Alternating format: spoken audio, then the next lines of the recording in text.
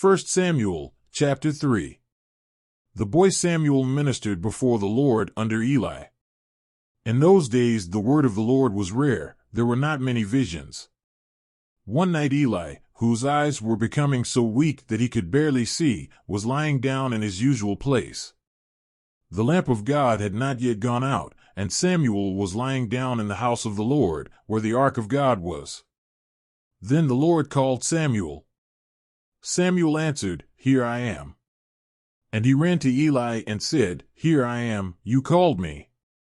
But Eli said, "I did not call, go back and lie down." So he went and lay down. Again the Lord called, "Samuel." And Samuel got up and went to Eli and said, "Here I am, you called me." "My son," Eli said, "I did not call, go back and lie down." Now Samuel did not yet know the Lord, the word of the Lord had not yet been revealed to him. A third time the Lord called, "Samuel." And Samuel got up and went to Eli and said, "Here I am, you called me." Then Eli realized that the Lord was calling the boy. So Eli told Samuel, "Go and lie down, and if he calls you, say, 'Speak, Lord, for your servant is listening.'" So Samuel went and lay down in his place.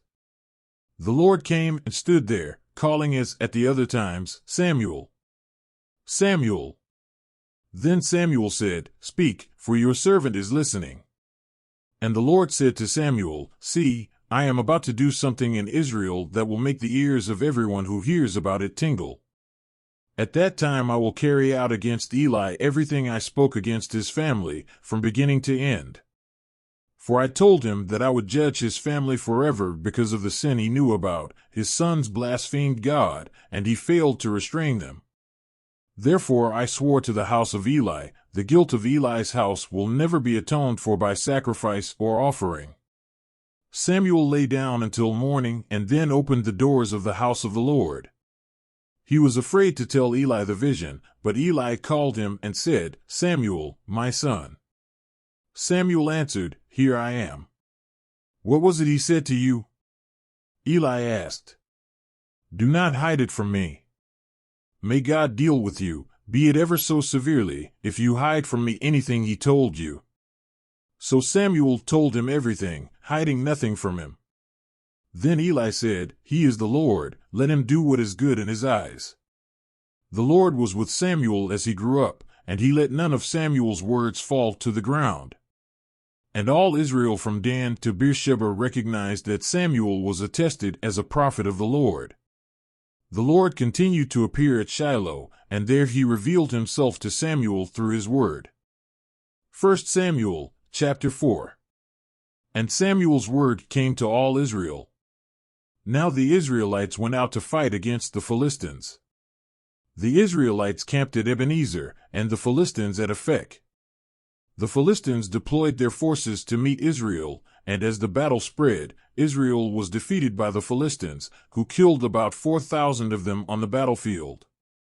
When the soldiers returned to camp, the elders of Israel asked, "Why did the Lord bring defeat on us today before the Philistines? Let us bring the ark of the Lord's covenant from Shiloh, so that he may go with us and save us from the hand of our enemies." So the people sent men to Shiloh, and they brought back the ark of the covenant of the Lord Almighty, who was enthroned between the cherubim. And Eli's two sons, Hophni and Phinehas, were there with the ark of the covenant of God. When the ark of the Lord's covenant came into the camp, all Israel raised such a great shout that the ground shook. Hearing the uproar, the Philistines asked, "What's all this shouting in the Hebrew camp?" When they learned that the ark of the Lord had come into the camp, the Philistines were afraid. "A god has come into the camp," they said. "Oh no! Nothing like this has happened before. We're doomed.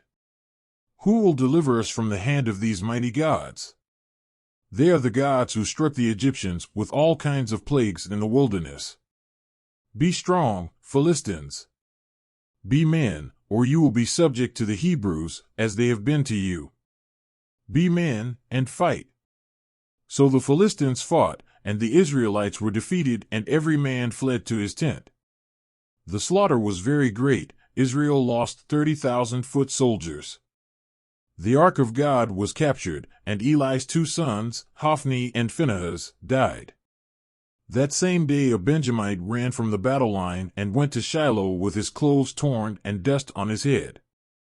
When he arrived, there was Eli sitting on his chair by the side of the road, watching, because his heart feared for the ark of God. When the man entered the town and told what had happened, the whole town sent up a cry.